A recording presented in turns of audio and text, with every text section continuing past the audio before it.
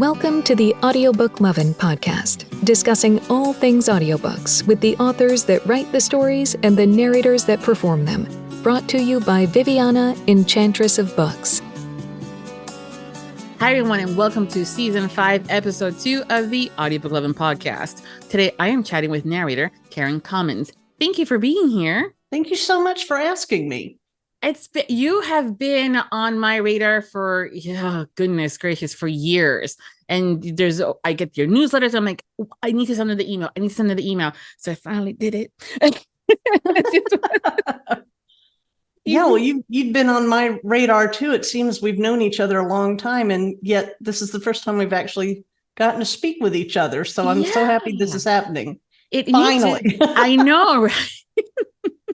Well, we're two very busy women changing industry, trends and creating and helping people with careers and stuff. So always helping others. We're like, we need to hang out with ourselves with each other for a little bit. And here we are.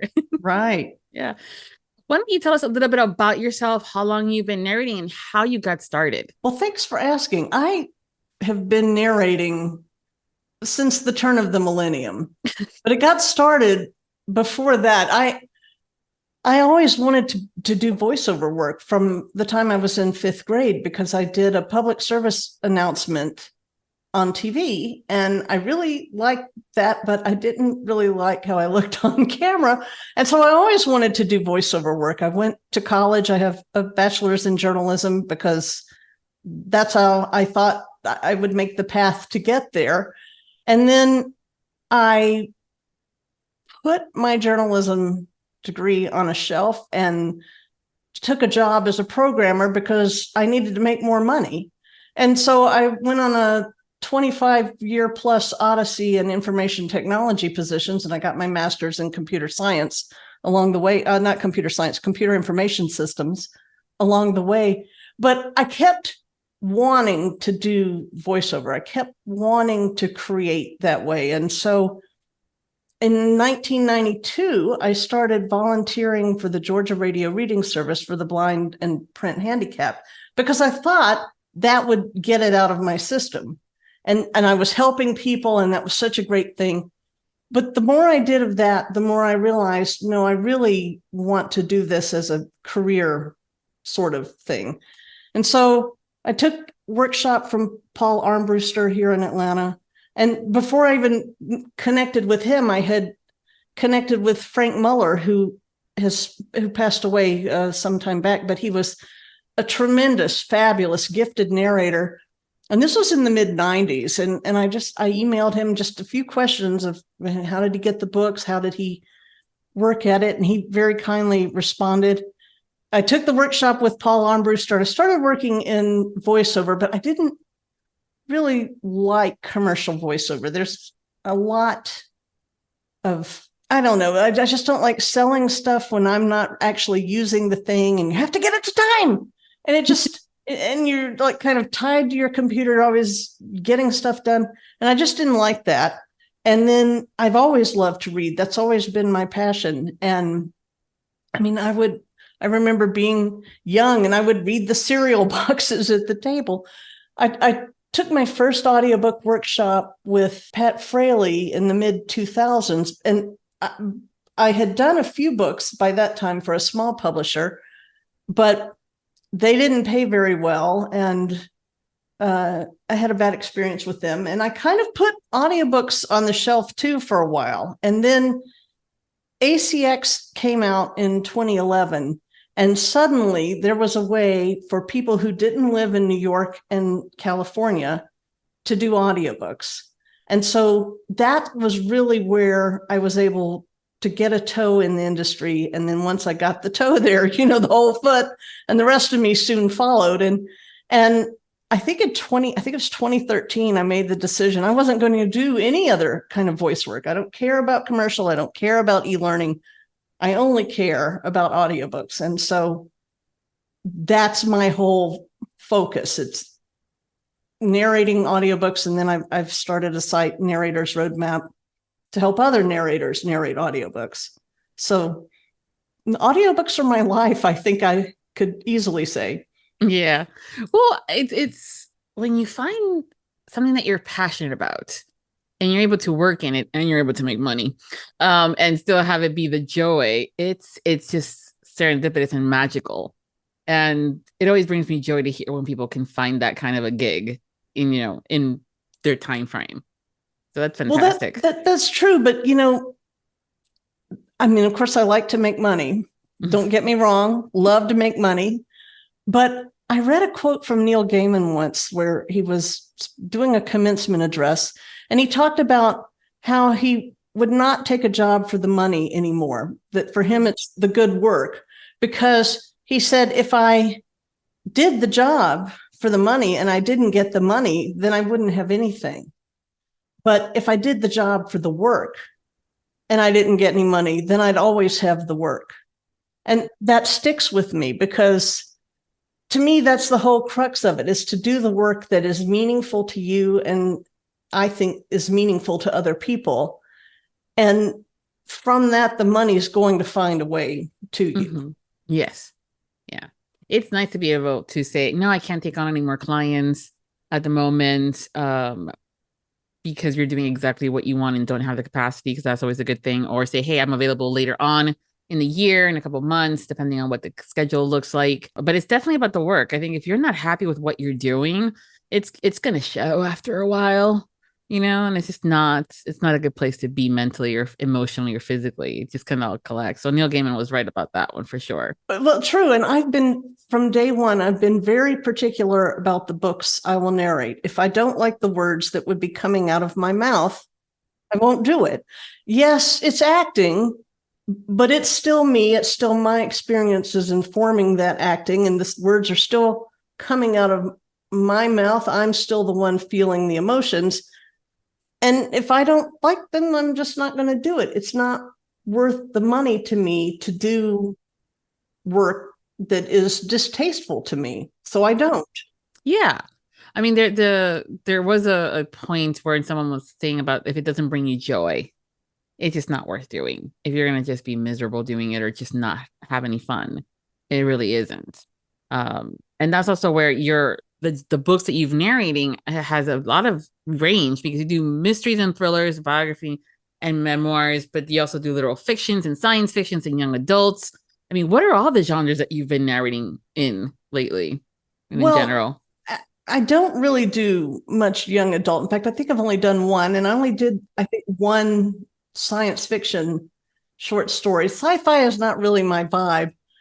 I love cozy mysteries, especially if they're usually kind of humorous and you're not coming across the violence and the blood and the gore. I don't have to fill my mind with those kind of mental images. So those are great fun. I love to read biographies and history for pleasure.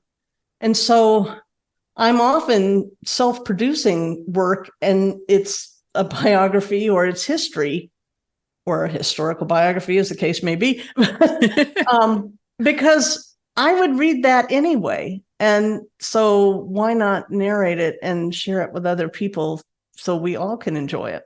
Is there a genre that you have yet to narrate in that you'd like to, that you just haven't had the opportunity yet to do it?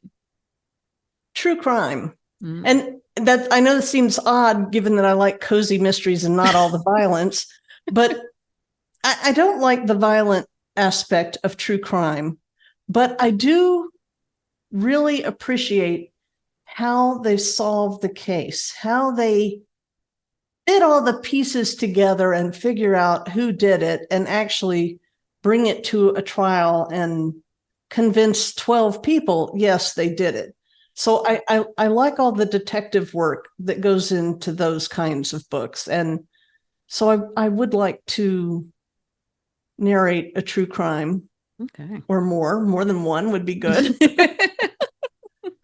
Except that, like I say, I don't really want, like, if there's a lot of graphic violence, graphic sex, curse words, I don't want to narrate that kind of book. So it kind of puts me in a quandary. And usually it's been, it's too much, because I'll search in the text of how many times does this appear in the book. Mm-hmm. And if it's too much, I'm just, no, I'm not your person. Yeah. Well, I mean, there is such a thing sometimes. I know people say there's no such thing as too much sex or too much this. And I'm like, no, sometimes there is. And that's okay. Not yucking anybody's yum, but that's also Yeah, I why, mean, you know. I love a good sweet romance, but I don't want to do most of contemporary romance because it's just too graphic for me. Yeah. And that's okay. And that's one of those things where one of the reasons why I love the book genre is that because there's just so many different things. And even within genres themselves, like the romance genre itself, you have, for an example, Amish romance, you know, you have the so many subgenres. Yes, there's so many stuff. But even in the and even in the true crime, there's so many different things because sometimes you want more of the horror. Okay, this is where this is at. If you only want to know how they do, how they done it and figure that out, then you go over here. And that's just what I love about it. There's just something for everybody. And you just gotta find it.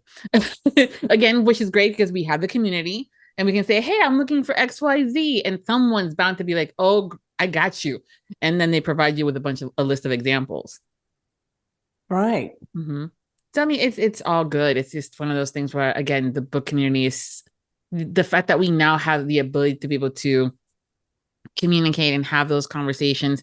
But also, I know when I was growing up, and tell me the same thing if it was for you, I didn't know there was a whole lot of different genres and options out there for me as a reader. I got the kid stuff when I was in elementary. Scholastic Fair was my favorite. And there was always one or two different types of books, but now I'm like, holy moly, biographies, memoirs, fantasy. I mean, name the gamut. There's something out there for everybody. I remember going to the library and getting an armful of books, but the way I chose my books was not what was recommended for my age group. I would go and look for the thickest book, and thick books tended to be biographies. Yeah. So when I was in 6th grade and they tested my reading comprehension, I was reading at a junior level in college. And I think that's in large part because I was reading Irving Stone's biographies when I was, 11 or something, because it was a thick book. And there's a sense of accomplishment in finishing a thick book. Yes. But I will say, like Hamilton, I loved Hamilton. And it took me, I think, 4 months to get through that one. And so as an adult, maybe I'm only reading 3 pages a night, but at least still I'm reading something. And over time, like over the year, it's dozens of books. Yeah. Do you consider yourself like a fast reader, or because some people devour these books in hours? And it depends on the book, because like I read little cute romance recently. It was called Georgie All Along. I forget the author's name. I should remember. But it was a fun, cute little romance. And that one I did finish in a few hours because it wasn't giving me something that I wanted to stop and think about the way a biography would, like, oh, well, now that's interesting. I wonder how I could apply that in my life. So it really depends on the book. And so if I'm reading one now called The Confidant, who was about Anna Rosenberg, who was the Assistant Secretary of Defense in the early 50s. I never knew that we had a woman in that position, especially in that period of time. I mean, this is just incredulous to me. And so this book is taking me a little longer to read because I'm wanting to savor it. I'm wanting to, like, oh, she did that. And she did that. Wow, that's really fantastic. So, like I'll underline passages and then I'm reading it on my Kindle. So then I send my Kindle notes to Evernote. And so then Evernote, I have it all there. And this will pop up when maybe I want to write an article about something, and it helps me remember. So that's really the thing. If it's ideas that I want to think about or remember, will be a book. It's probably biography. It's probably history. And it may be business. I do read some business books too, but those books take me longer to read. It's a lot of information and things to retain. Exactly. Yeah. I know some readers that are like they're voracious and they will remember that eye color, of the secondary third character that was sitting by the bar. I don't. Yeah, I don't either. like fiction, most fiction books, I do not remember what I've read even the next day, because it's not something that I feel like I need to remember. And there are very few books that I'll read more than once. I get what I want from it the first time, and I usually don't go back. Yeah.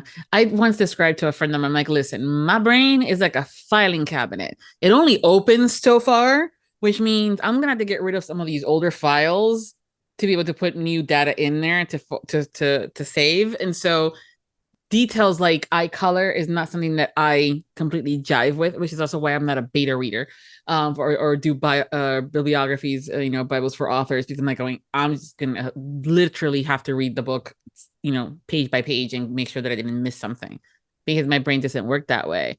But other readers I know are walking bibliography. I'm like, that's fantastic.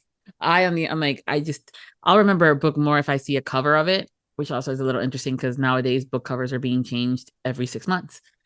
So I'm like, what was the original cover when that first came out?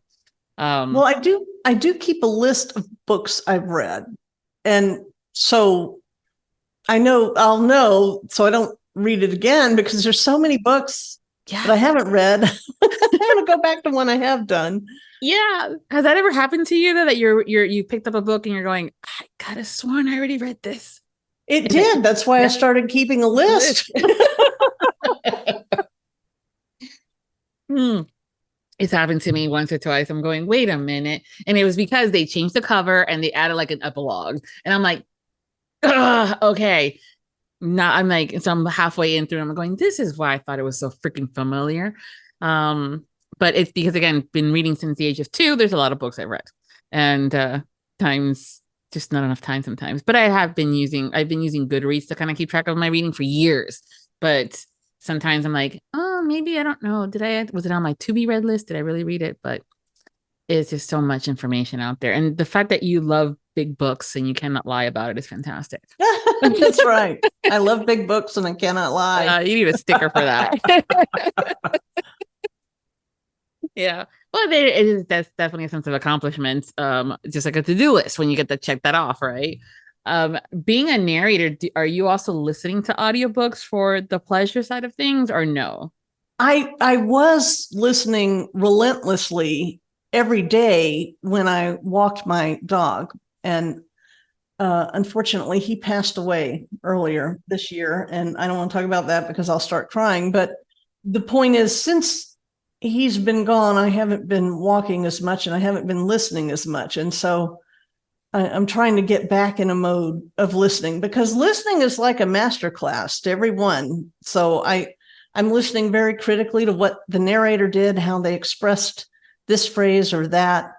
And, not just for the content of the book. And it's so much easier and so much more enjoyable to me to listen to fiction and read nonfiction.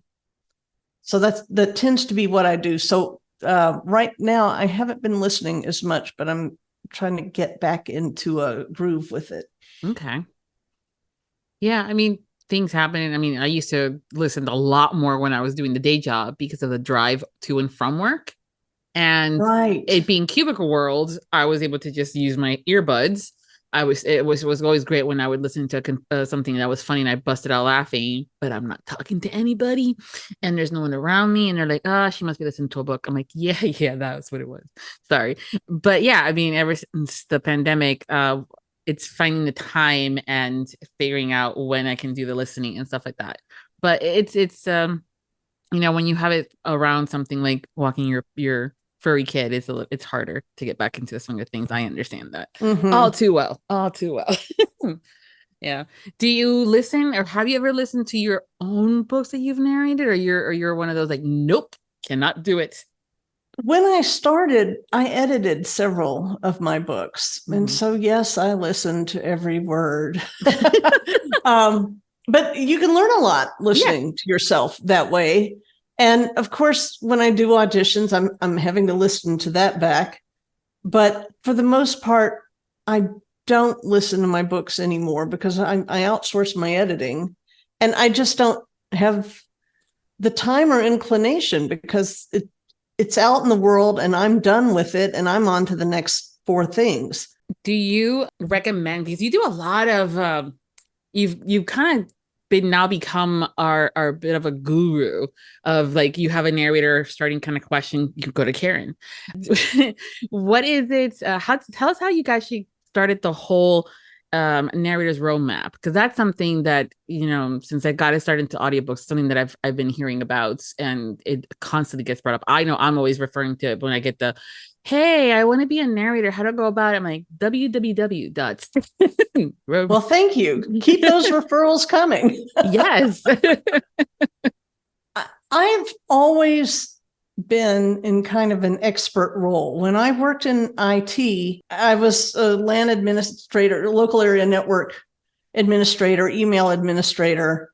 And so not only was I taking care of hardware and software and training users, but there were other admins in other offices, and I would help them with their problems. And I mean, not to say that I didn't need help, and I got help from them too. I mean, it was a very mutual thing, but I was kind of senior to a lot of people, and I had been there, seen it, done it to a lot of things. And so people would come to me more than I would go to them.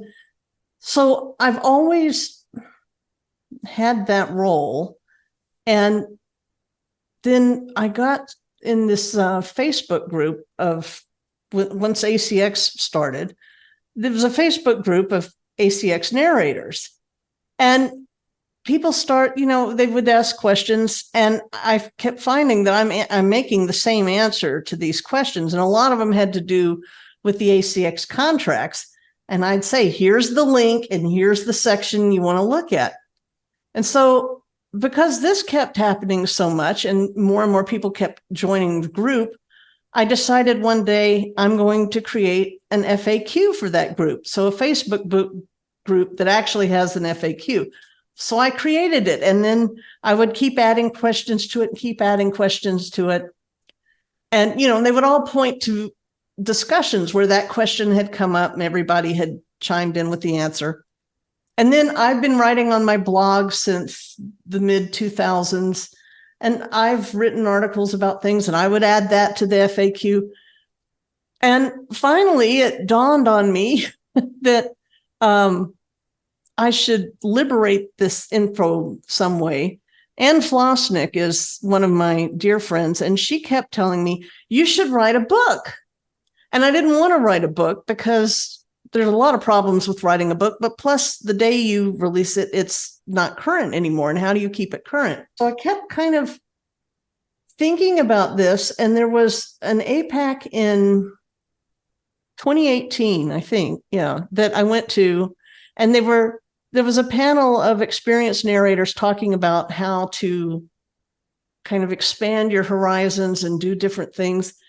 And it just hit me from what they were talking about and all the conversations I'd had with Anne about how to get this info out in the world, that when I was flying home that night, I wrote in my journal, membership site.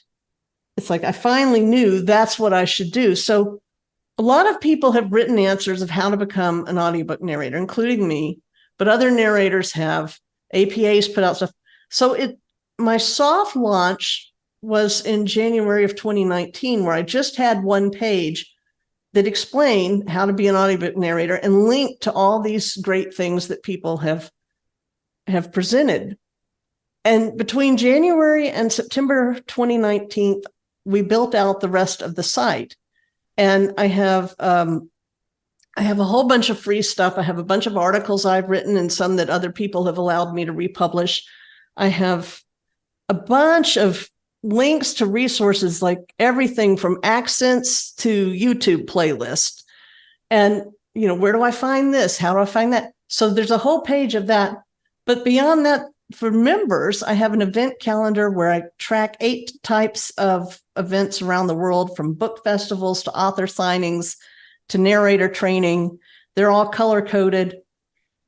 And so you can see what's happening at a glance. And I started with a reviewer's directory. I've since made that free, but I've replaced it with a casting directory to help narrators find the companies that are hiring. And I don't have just the company, I'll have what they produce. I have links to their producers.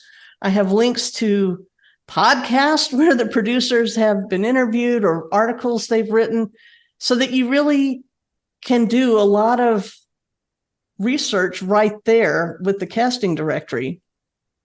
I've also created video courses. I made one on iAnnotate. I'm currently creating one on Evernote that you can watch the video course and use the techniques there to improve your life as a narrator. And so it's, it continues to evolve. I just had the 4th anniversary on the 16th, and it's been very gratifying how much it's shared in the world and how much it seems to have helped people. And I have plans to add more. There's more casting directory listings that I'm going to add. I have an idea for another video course. So, it seems like there's always something. And then, of course, the calendar events. And then, so every 2 weeks, I send out an email to members telling them everything I've changed on the site.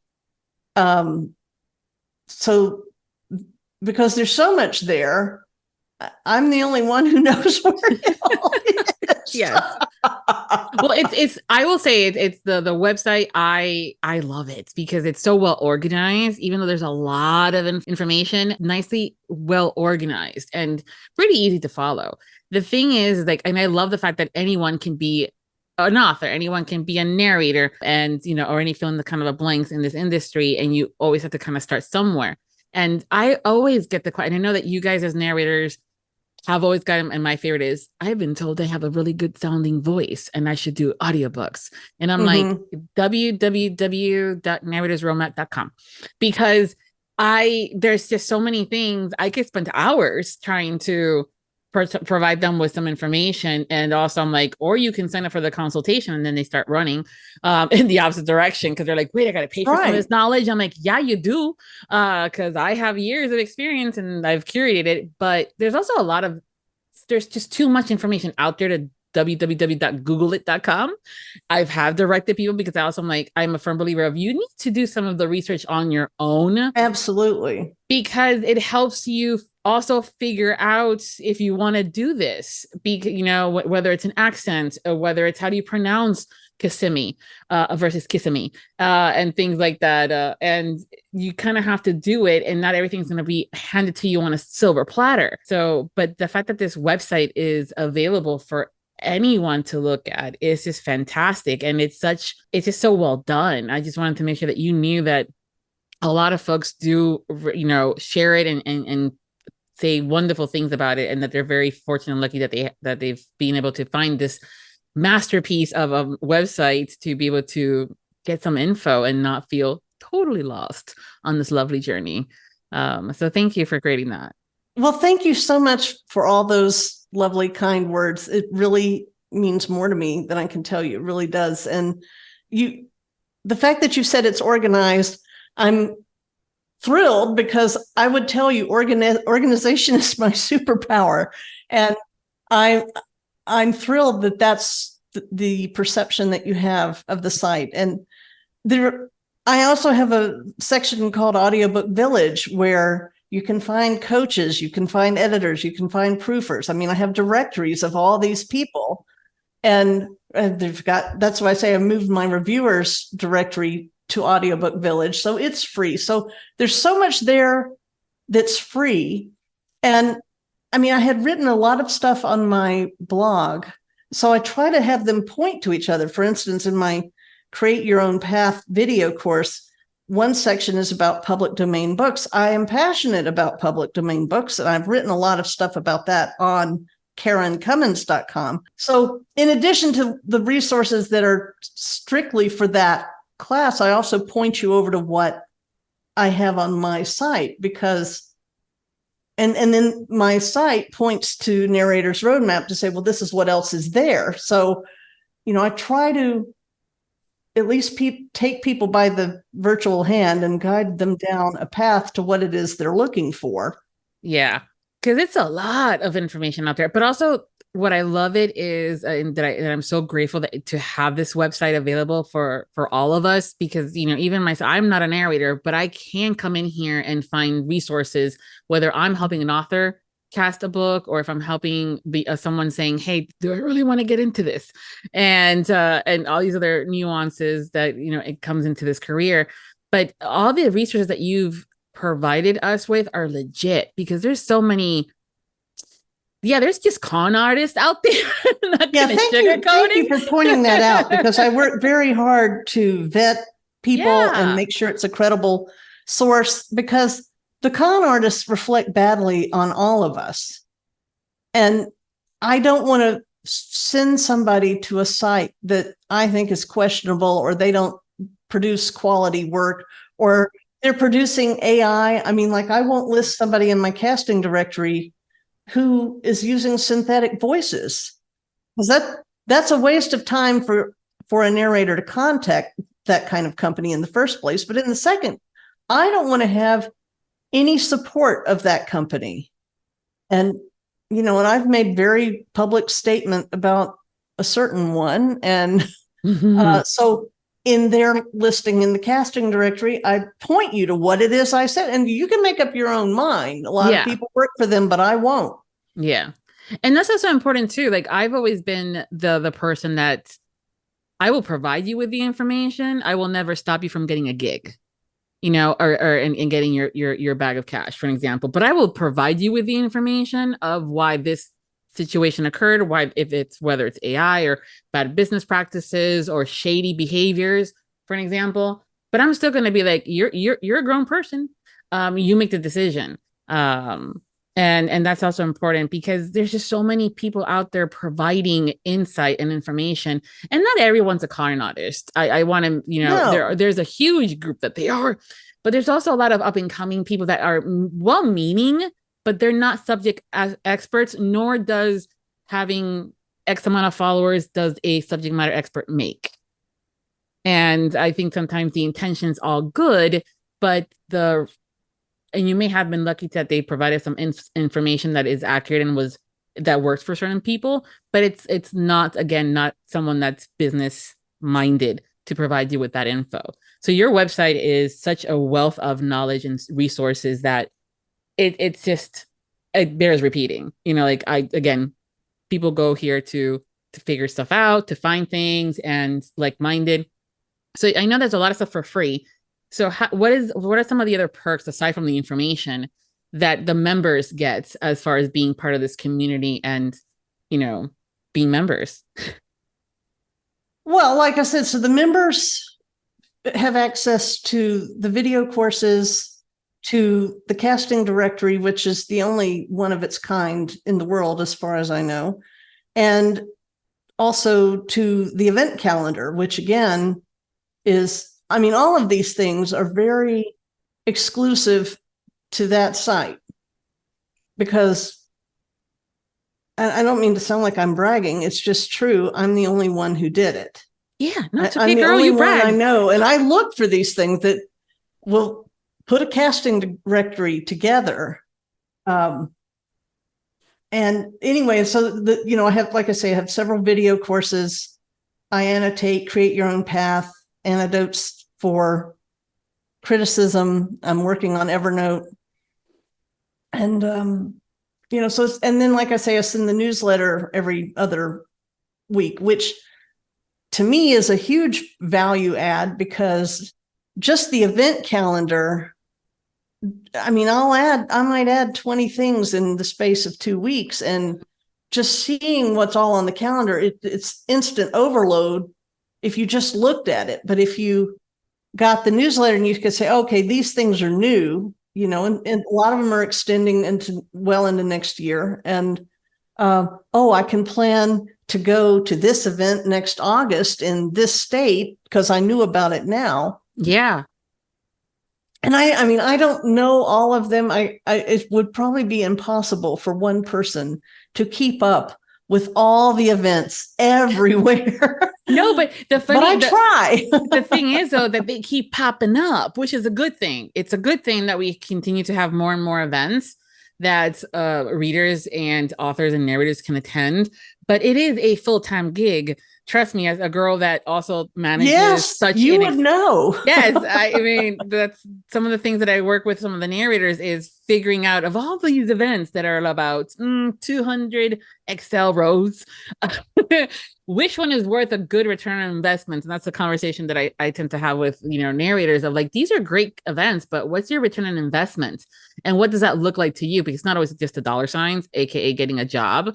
There's other returns on investments when you go to these things. And the fact that you have them list, it's again, full-time gig, full-time job. It's a lot and things change. And I kind of got a glance on it. And folks, she color codes her spreadsheets. For those that know me, I love a good spreadsheet. And damn, if it's color coded, it's like, it's golden. Yeah, it's Megan Tusi said it. It's like, how is it? Oh my god, there's even a t-shirt, something about freaking the spreadsheets, basically.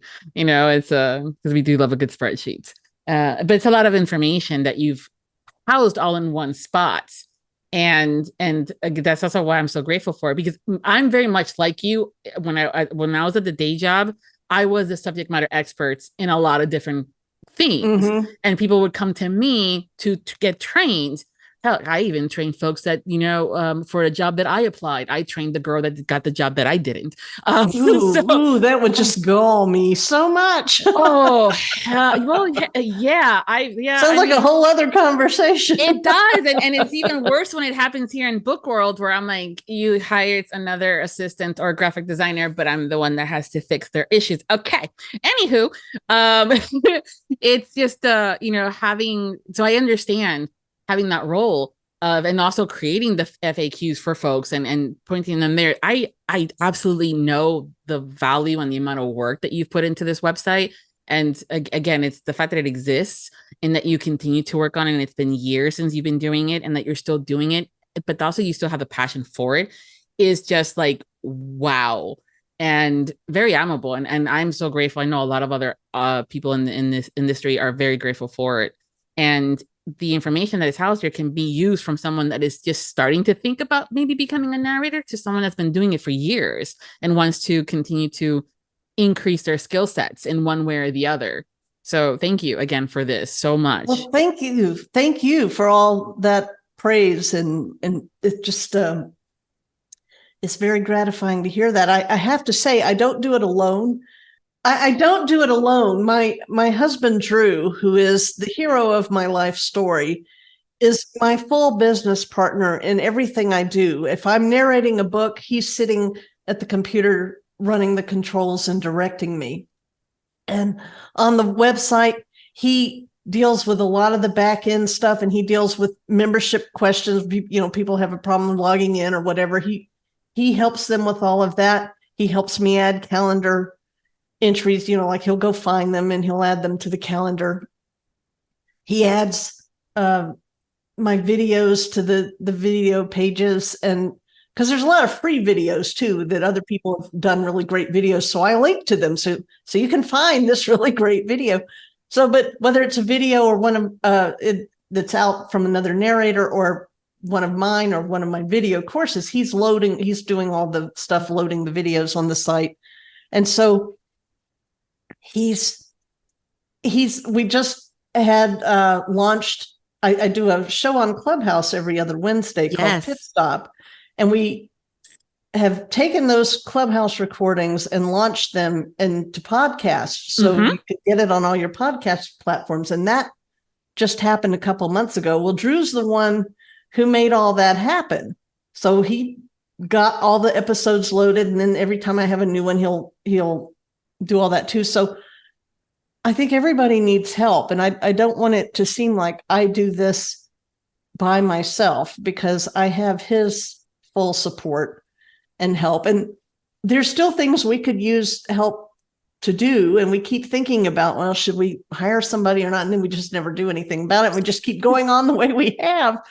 But it's nothing happens in isolation, because a lot of what I have there, I'm pointing to somebody else's good article or their good video. There are people who've kindly given me permission to reprint their words. Like they wrote something really great on Facebook. And I said, may I reprint this? And they said, sure. So it's not just my ideas, my words. It's the conglomeration of what I think is the best in the audiobook industry. And so I really appreciate all the things you've said about it and how helpful you found it, because that is just music to my ears. I thank you. Well, I think sometimes we are not the best at sometimes saying thank you for things. And that's just human nature. There's some folks that are fantastic at it. But I think sometimes as a community, depending on, where you're sitting, you see other people getting all these thank yous and accolades for doing a decent job and or doing a fantastic job and things like that, or getting all the support and all the love in the world for what they're doing. And then there's some that are just like more quiet cheerleaders. Like the podcast has a lot of, like, I always get surprised when I'm like, oh my God, I love your podcast. I've been listening to it for years. I'm like, you have? Because I've never seen you post about it. And I've come to the conclusion that it's partially my own fault because I'm not a huge advocate of myself. I think, and it's just one of those where my listeners are nice and quiet about it. And I'm like, okay, just, so but I love hearing it. And because also I spend a lot of time doing this stuff and getting things for other folks ready and things like that. So I think it's important to, when you're doing something, especially something this big, that is so instrumental to a lot of folks, that it needs to be said, thank you so much. And Drew, thank you for loving and supporting your partner in crime and in life, to be for you guys to be able to do this. So thank you so very much. It's important to say thank you when, at any time. So thank you. Well, he's not in the room, but I'll tell him you said that. Yes. And it's officially said in audio, so it's like legit. That's right. That's right. That means it's true. It's true. Yes. So now you're also doing Pit Stop, because Clubhouse has grown significantly. For those that don't know, Clubhouse is a social media platform, but it's strictly all about just audio. So, which I love, because as a girl that does not love being in front of the camera, the fact that I can do a Clubhouse in no makeup and no, just regular house clothes is fantastic. It is. But now you've also done the Pit Stops. Tell us more about that. Well, it's so we do it every other Wednesday. In fact, next Wednesday at 2, there will be another Pit Stop on Clubhouse. And the guest next time will be Georgina Marie. And I am talking to narrators who have a second and sometimes a third or fourth vocation that may or may not be connected to narration, because I'm very interested in how people are managing to accomplish so many different things. I mean, I have one foot in narration and one foot in my site management. And in fact, a lot of the times the site is taking more of my time, but if I'm narrating a book, then it's taking my time and I'm not so busy. I mean, I just don't have the mental bandwidth to narrate a book and work on the site in the same day. So I kind of have to split up which day am I going to do what. And I'm very interested in having that kind of conversation with other people who are narrating and doing something else. And so, for instance, Georgina is a TV script writer, and she's an author, and she's a puppeteer, and she's a voice on kids shows. And I'm like, wow, how are you? This is what we'll find out. How are you managing to do that? And Ann Flosnick co-hosts with me, and we talk to the guest for about an hour, and these sorts of topics of just how's their life going? How are they managing to do these different activities? Because it's very inspiring and motivating to me to hear how other people are managing to accomplish so much. And then I also co-host with Anne, it's actually her show, the Narrator Uplift, on alternate Thursdays. So on Wednesdays, it's mine, Pit Stop, and then the next day we'll do Narrator Uplift, where she has booked all the guests.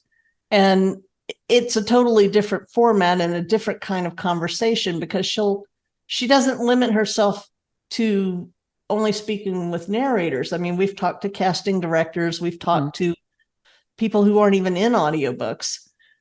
And so it's a totally different kind of conversation. And both these things are very enjoyable. And of course, if you haven't been on Clubhouse, it's very easy for the audience to join in, and you can type questions in the chat. You can come up and talk come up virtually, up to the stage and talk to the guest and ask them questions or tell them what you're thinking about what they're saying. And it's very casual, but kind of affirming to all of us to have these kind of conversations. And then with Pit Stop, like I said, we've taken the recordings from Clubhouse and repurposed them and now launched them as podcasts. Yeah.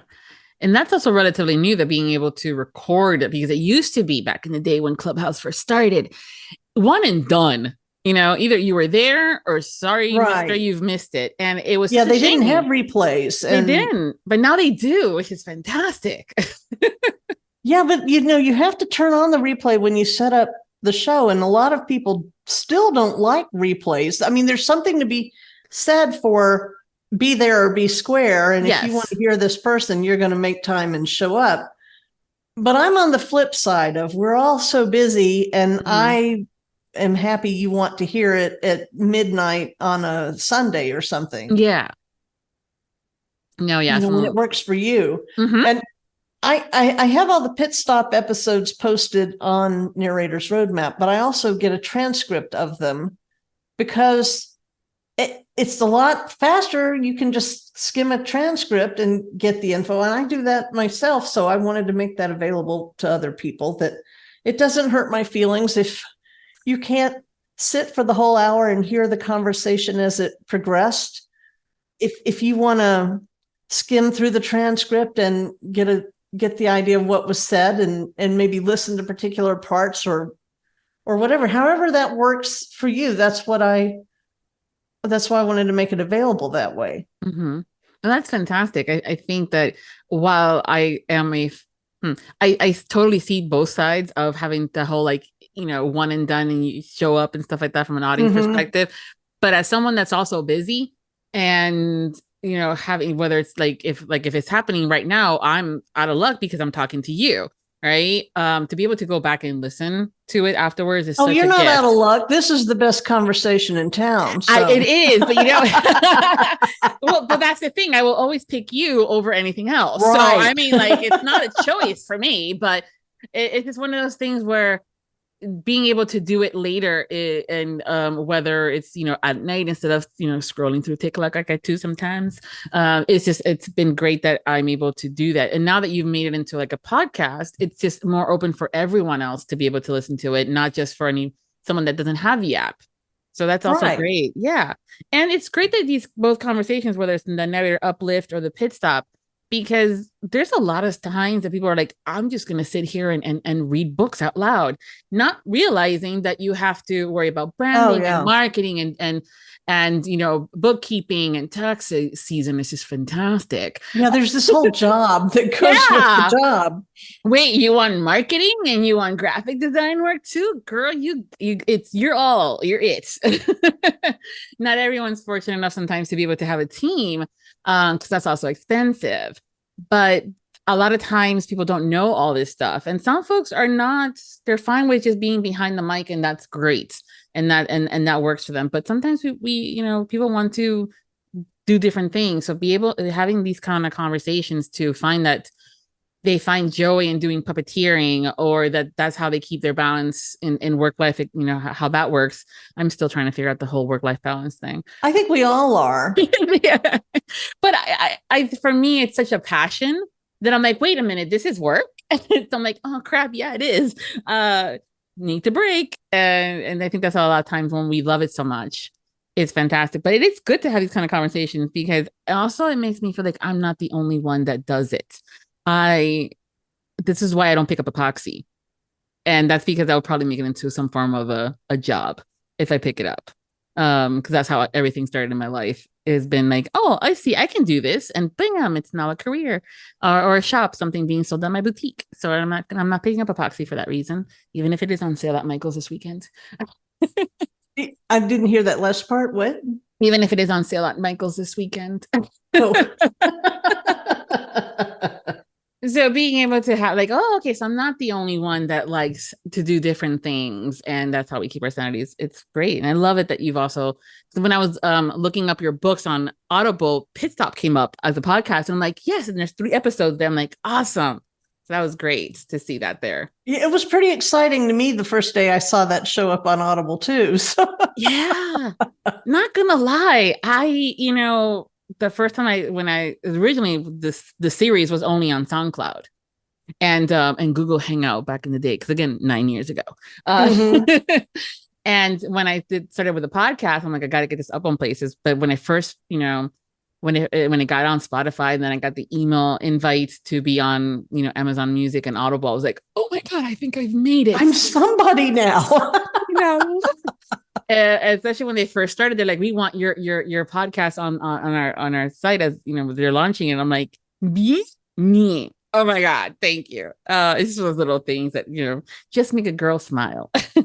Yeah, but I mean, you make a very good point in the middle of that too, in that you've had to keep evolving as technology has changed. You've been rolling with it, and that's something we all have to do. And you either roll with it and keep up, or you're just going to be left in the dust. And it's changing. And it seems like Anne and I have this conversation a lot, because we are it's just such a flux and such a change, and that sometimes it's hard to keep up and hard to even toe the line with where you are. Yeah. It is. And having these conversations with folks, and are you still being relevant? Are you using the right, mic for this? Because like technology continues to evolve. I remember going to Gary Furlong, and I'm like, sir, you are the microphone king. I want to do a podcast. Which one do I get? Because I'm like, I don't know. And so I went to him as a subject matter expert, because he also loves his mic. And Gary was a huge help in just having the conversation of, funds, and how, are you going to be in a booth? And I'm like, no, there is no booth. This is just my office. And so we figured it out, and it's been a godsend to be able to have that resource in him but again, I'm constantly checking in to see if there's something new program that's available, if it's working smarter, not harder, how to use things like Canva to provide, some easy stuff versus Photoshop. Because I love my Photoshop, but sometimes I'm like convoluted, and, why do I have to go there to do this? Or even Headliner, to be able to kind of grab some of those clips that I can just do a little tease. I go to Headliner and I grab it from there, and it's an ongoing learning. And I'm a learner, so it works for me, but not everybody is. And it's very it can be very scary to have all this information and not know where to start. So again, having places like Pit's Spot and Narrator Uplift and Narrator's Roadmap is fantastic to have, and to be able to just send you a note and say, hey, point me in the right direction, and I will go from there on my journey, is just fantastic. So it's a lot of info out there, guys. So if you're thinking about it, that's where you kind of have to start. It's where I always point people out. Just go to narratorsroadmap.com and go from there. And you're not even a paid shill, so I thank you all the more for it. Hey, I am the first one to share my knowledge and insights to a fault sometimes of, giving out ideas and helping people out, because I'm the girl behind the curtain, and I am fine with that. And I love helping folks.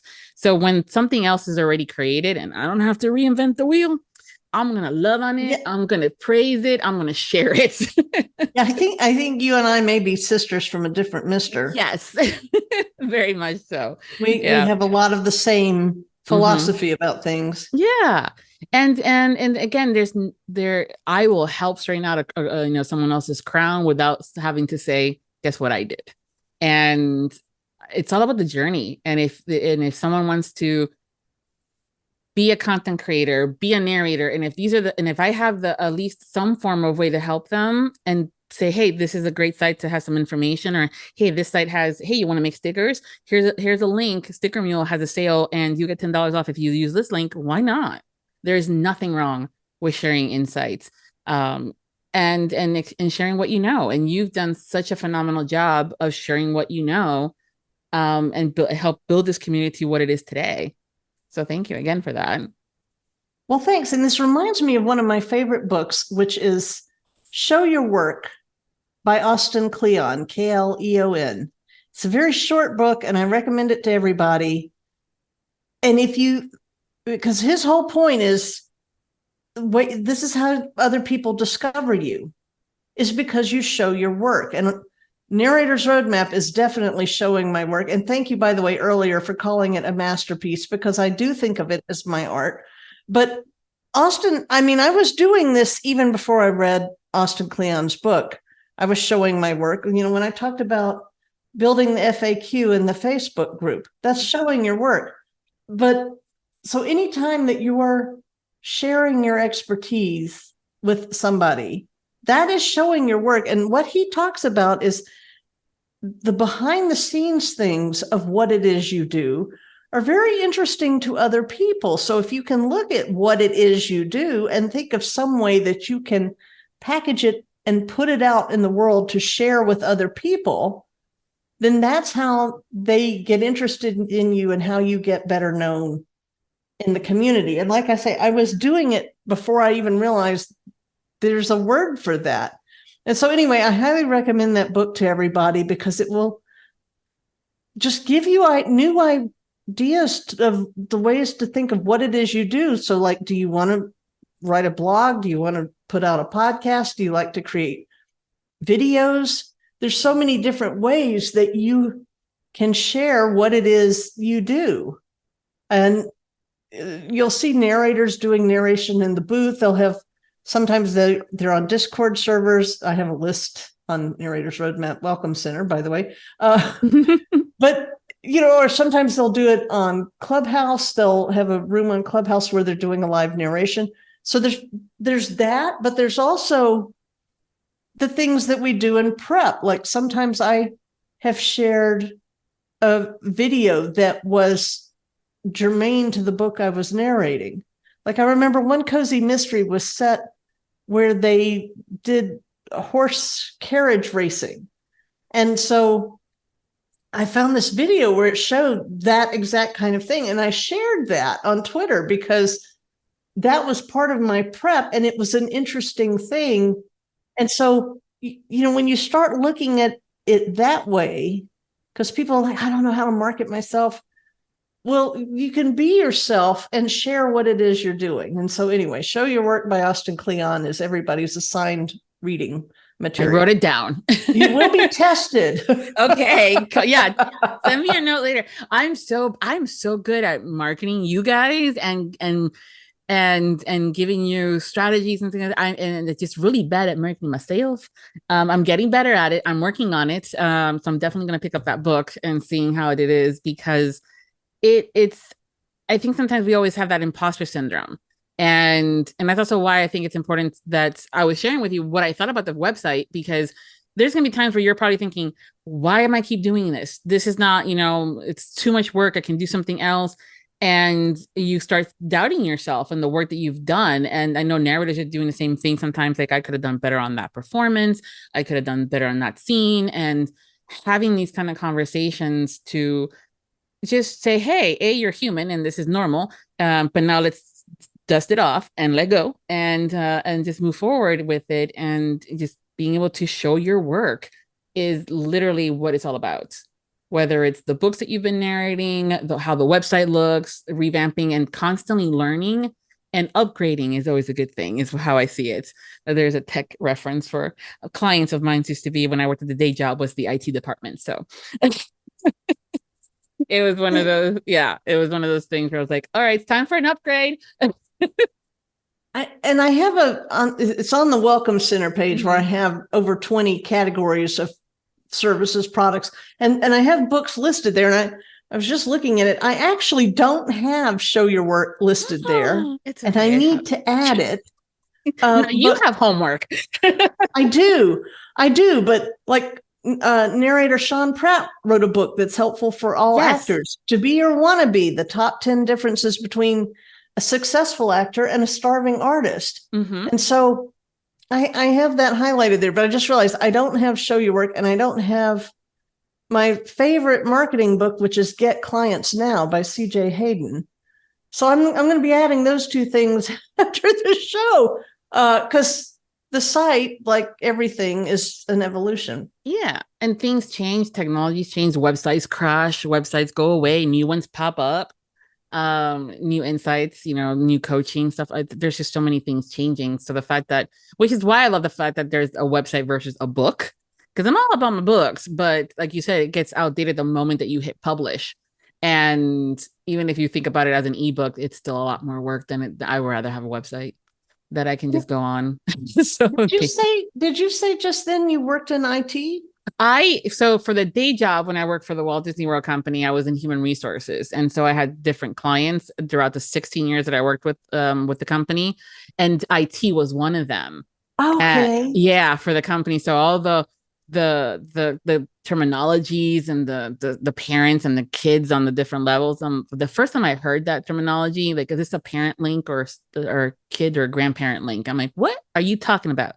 For those that are also listening and thinking, what the heck is she talking about? It's just basically is this the original? Is this something that comes underneath it? And then basically a drop-down menu, right? And I'm going, oh, that's what that is. And they're like, yeah. And I'm like, well, thanks for making me feel stupid. Well, I mean, I can appreciate at Disney World, if you're hearing about a grandparent link or a parent link, you're thinking like these are different queue lines for customers there or something. I'm like, wait, is there a new thing I haven't heard about yet? And then I'm like, they sat me down, and it was a good immersion of the client group. And there's a lot of things that I learned, and even some of the stuff that I implement in my own work here in the podcast, or even with marketing stuff, is stuff that I've learned on the job, or degrees. But it's good to like you said, like, yeah, I know IT stuff. I'm like, and that's where I know the website is a lot of work on the back end too. Because I've done that myself as far as working websites. And I'm like, no, it's a lot of different things that you're hosting and putting up there. It takes a lot of time. So yes, you also have homework to add those books into that list now. Yes, I do. I'm looking at it like, I cannot believe, as much as I recommend that to people, I cannot believe I have not put it there yet, but it will be there today. Okay, good. I'll check tomorrow, make sure. Listen, you're going to hold me accountable for reading the show your work. I'm going to hold you accountable and make sure that book's on that list. All right. Challenge accepted. Perfect. Thank you. It's been done.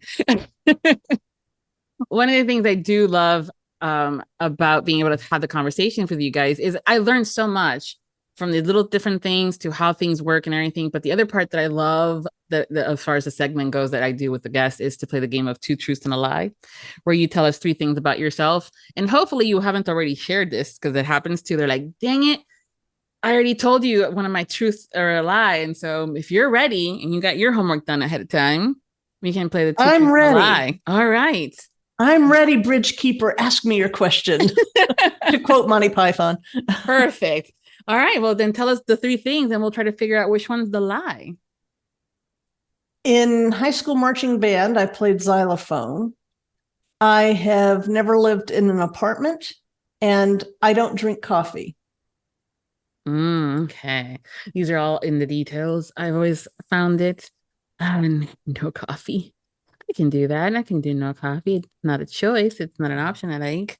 So I played xylophone in high school in the band, never lived in an apartment, or you don't like coffee, or you don't drink it. All right. So which one's the lie?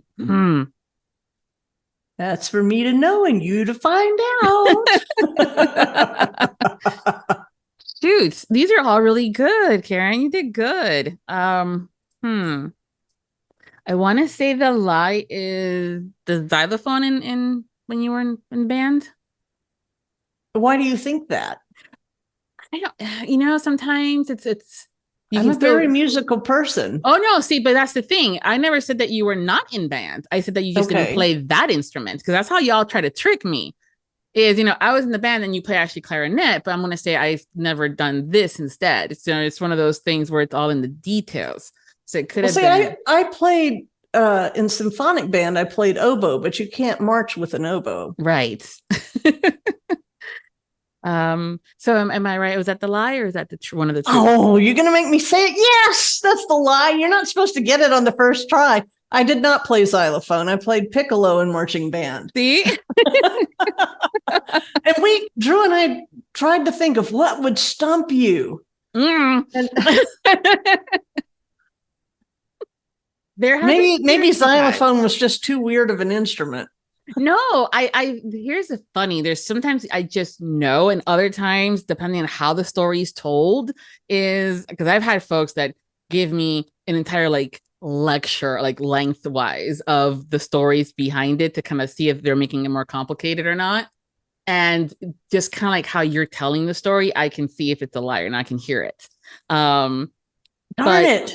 But you did good. I mean, seriously, the never living in an apartment is very possible. It's very possible. That's true. It's true. I never have. And the coffee is very true. You're right. So, I mean, because I know folks that don't like coffee. I'm like, okay, I still love you. We're good. More coffee for me. Well, and see, about the xylophone, I was hoping you would ask me questions, and I was going to tell you about how I learned that xylophone solo in Moonlight Feels Right.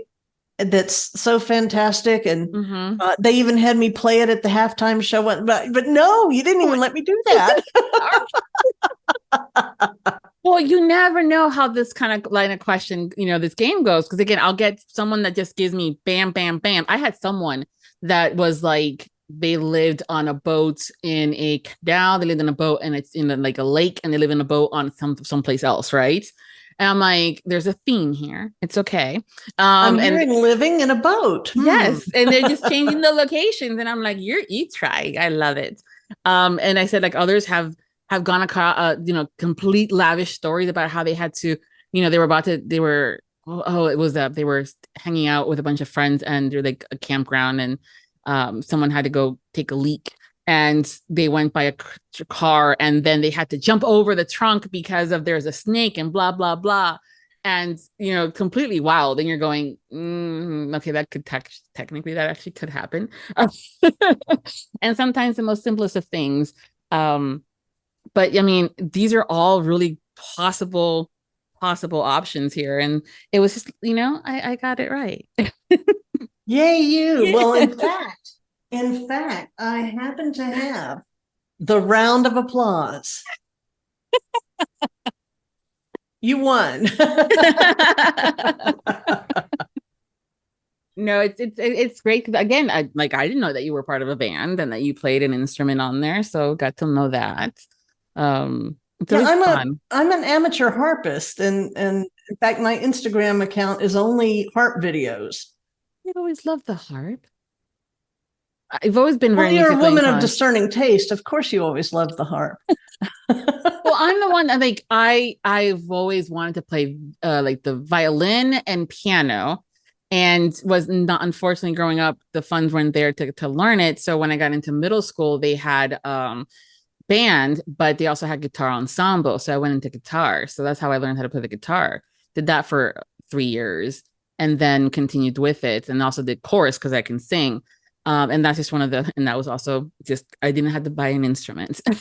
Well, it's never too late. That violin and or piano dream can still come to fruition. I know how to play Farajaka on the piano.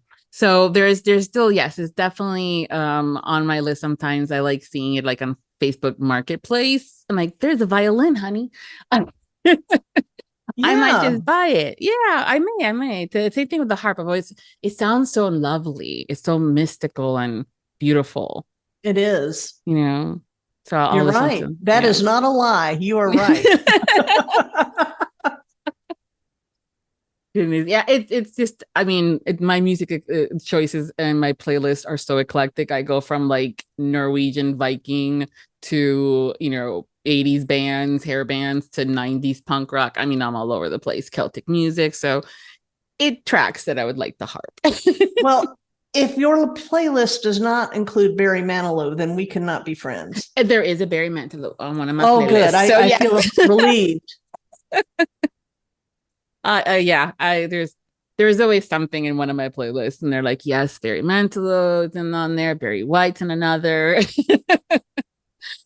Lady Gaga, they're all over the place. So it's just a good thing. But again, the harp's always been something like, oh, it sounds so pretty. And I've seen it sometimes on TikTok now. There's been more of a trend and being able to play different types of music to it, not just the classical stuff.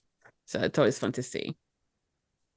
But yeah, but thank you for sharing your top 3 stories about yourself and figuring out which one's a lie.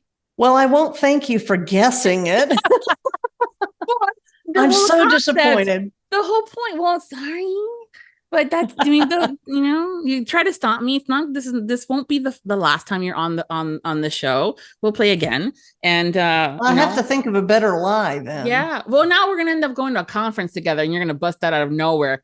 Which one's the lie, Viviana? Blah blah blah.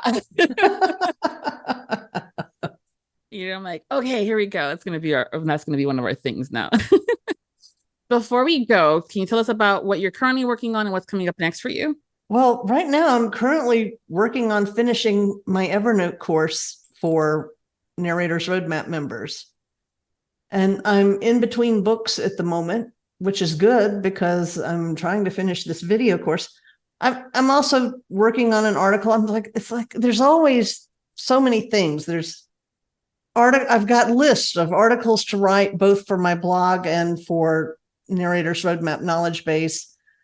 The video course that I'm working on, I've got list of public domain books that I want to self-produce. So I'll never run out of things to do. And sometimes it's really hard even deciding which thing to work on today. So right now, I've got to finish this course. And then before we finish the year, I have a public domain project that I've been trying to get to, where it's going to be a mashup of 3 books, and it's about a murder and a trial of the century. So maybe I can do my own true crime. I was going to say that.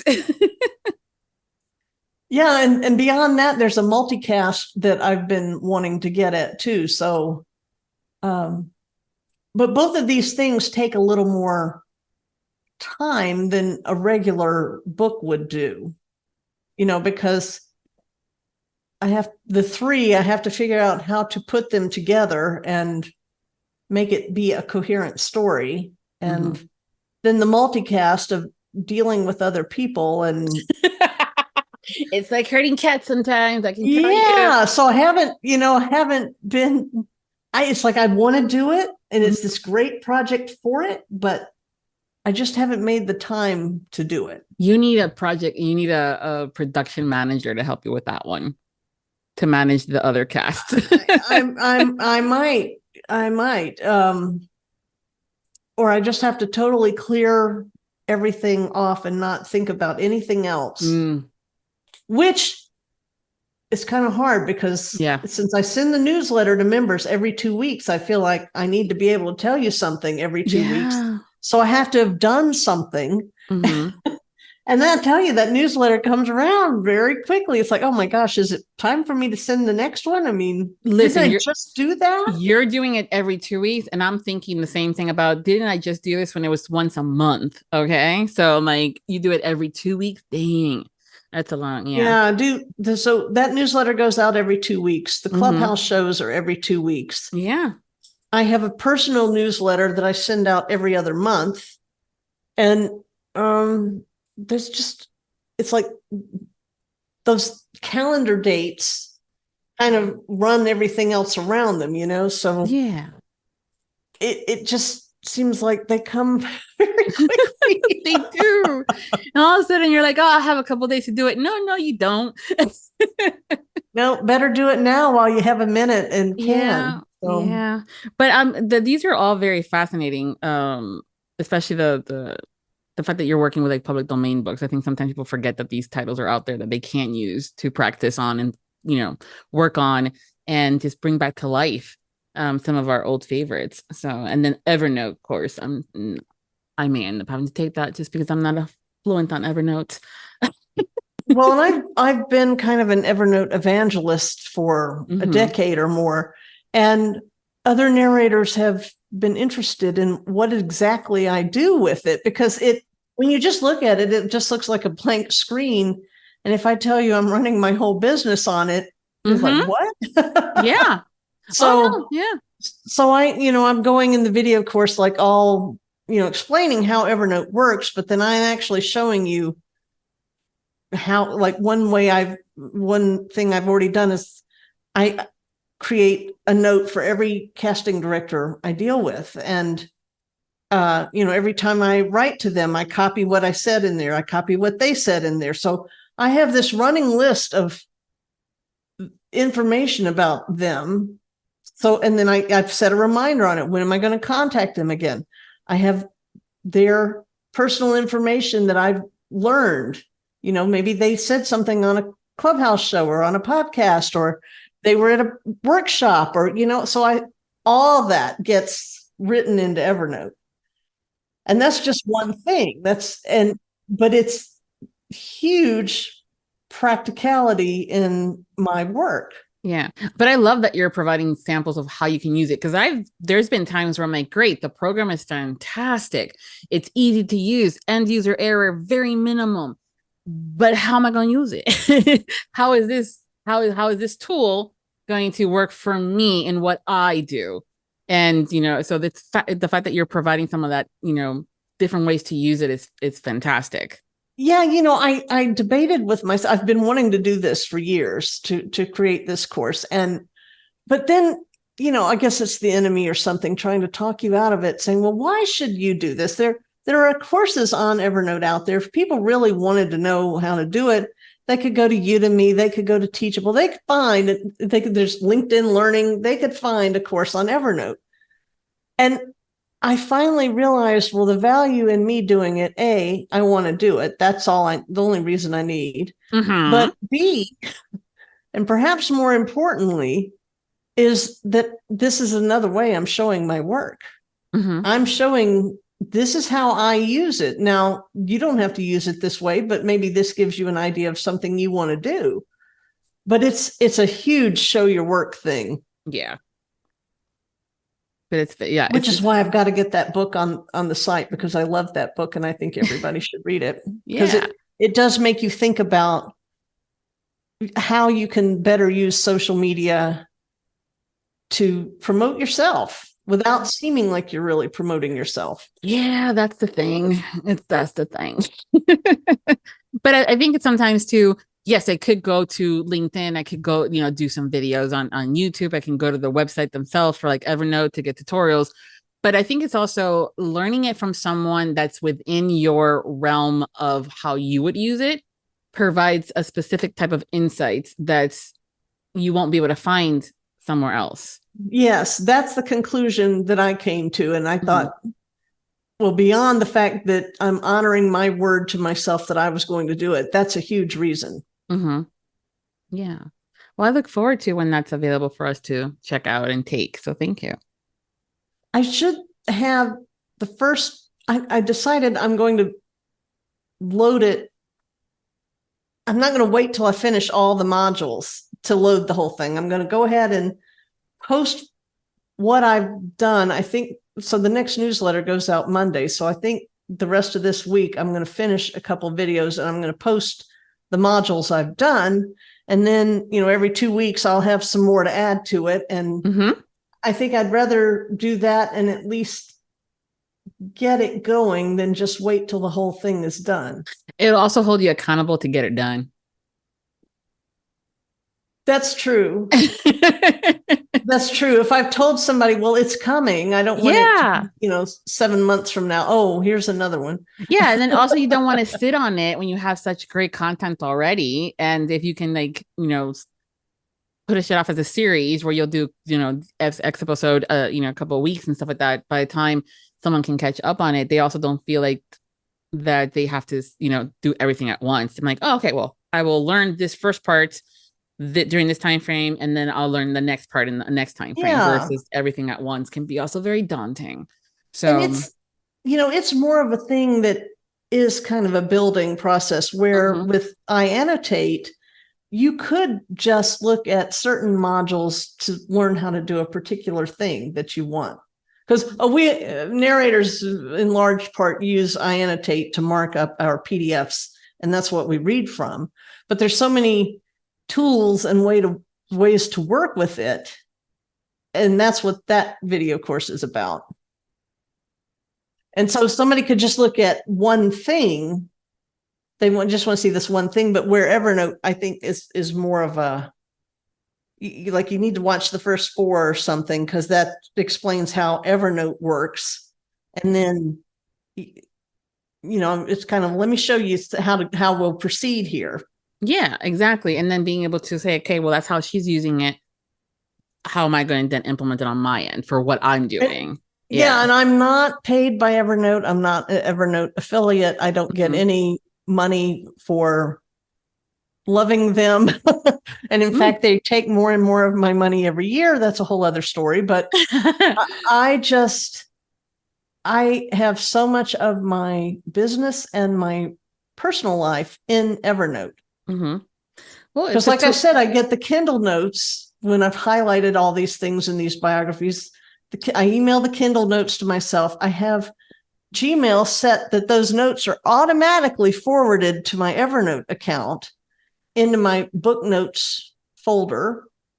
I take that back. They go to my default folder, which is my daily plan, but they're there. So every time I open Evernote, I can put that in my book notes folder. And then when I search Evernote for an idea, a lot of times the book note comes up where there's something in there that I highlighted. So, it just all kind of works together. Like if I buy something on eBay and eBay says, congratulations, you won, here's what the thing was. Gmail forwards all those notes into Evernote. So I have I can keep track of stuff I've bought on eBay. I mean, those are just, personal ways I've used it, but I've got, I think, about 30 ways I use it professionally anyway. Wow. See, people didn't probably even know that you could do that, just forwarding it to Evernote. So definitely worth taking the course and finding out how you can simplify and not overcomplicate things. Because that's the other thing too. I'm all about working smarter, not harder. So if there's a way, if there's a program, if there's a function or an automation that I need to do to make my life a little bit easier, I'm going to do it. Don't get me started on shortcut keys and templates. And oh, no, that's another podcast. We will be here all day. That's another podcast. So thank you so much for taking the time to hang out with me today. It's been such a pleasure chatting with you. Well, it's been the joy and a delight to get to talk with you. And I'm just so thankful to you for inviting me and for getting to talk to you at long last. And I know, yeah. I look forward to continuing our conversation at some point in the future. Definitely. If you guys are not following Karen on social media, I'm going to make sure to include all the links, including the websites and the Clubhouse links, so everyone can you guys don't have to go searching for it. I will include those over at Viviana Enchantress of Books for the episode's notes. And everyone, until next time, happy listenings. Thank you to all of our Audiobook Lovin Podcast Patreon. The Audiobook Lovin Podcast has special Patreon access levels. Join today to receive benefits including early access to episodes, shout-outs, special exclusive content, and much more. Support the podcast by becoming a Patreon at www.patreon.com/audiobookloving. We thank you for your support. Thank you for joining us on the Audiobook Lovin Podcast, hosted by Viviana, Enchantress of Books. For links and more information discussed in today's episode, previous podcasts, or the Audiobook Lovin Series, please visit our website, vivianaenchantressofbooks.com. If you enjoyed today's episode, please leave a positive review wherever you listen to our podcast. Until next time, happy listening.